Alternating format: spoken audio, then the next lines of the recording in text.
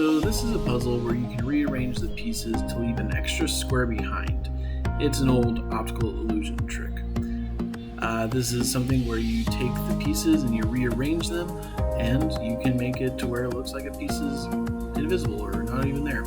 So first we need to create the right triangle shape. It's a 5x13 square setup, 10mm squares. Everything should measure up to 15mm by 130. Then you create one line from one corner to the other to separate them all. Now you select the diagonal line and you duplicate it around 16 times, and you click the line and the square shapes, and you're going to click on path division. So that will delete the line but leave these square pieces divided so that you can just select them and delete them after that. So now we're creating the cutout frame so that it can be housed within some kind of 1/4 inch thick frame border. So you can create the frame here, you can just offset it or thicken up the lines themselves to create a more curved surface. Either way will get you the result. So I deleted the lines here just so I can have myself a little bit of a easier time of planning out the lines. So the score lines are just the surface marks to just show lines. They're not actually cutting all the way through, but some of them will be cut all the way through. And you just need to specify which ones are which by the color that you assign it. So from here I was planning out, okay, well what if I wanted to cut out the individual pieces, but I decided better on that and started undoing it.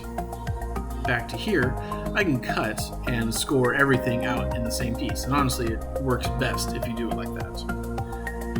So blue is what I set my score lines to be, and pink is going to be the first cut, red will be the second cut, green will be my third cut.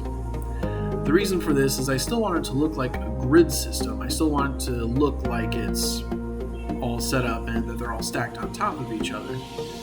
So adding these score lines really helps with that effect to show, oh wow, it really does all line up. So planning out all the pink line cuts to tell the laser here's where you are going to be cutting.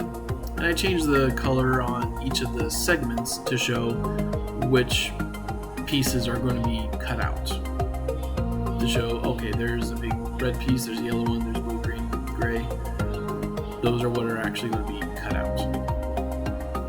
So I'm just checking my lines to make sure everything is all set up and I don't have any extras or doubles going on around.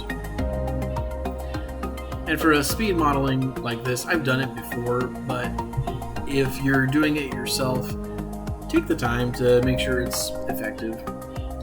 But I was happy with my results, so I brought it into Lightburn and I changed those pink lines into a teal color because I already had pink set to be something else, and I checked my preview. Had to make sure everything was following the right path, we didn't double up on anything, no double cuts, and yeah, in 1:30, that is beautiful. So you can ungroup everything and take those frames and create yourself a nice little base to put it all on. Thank you for watching.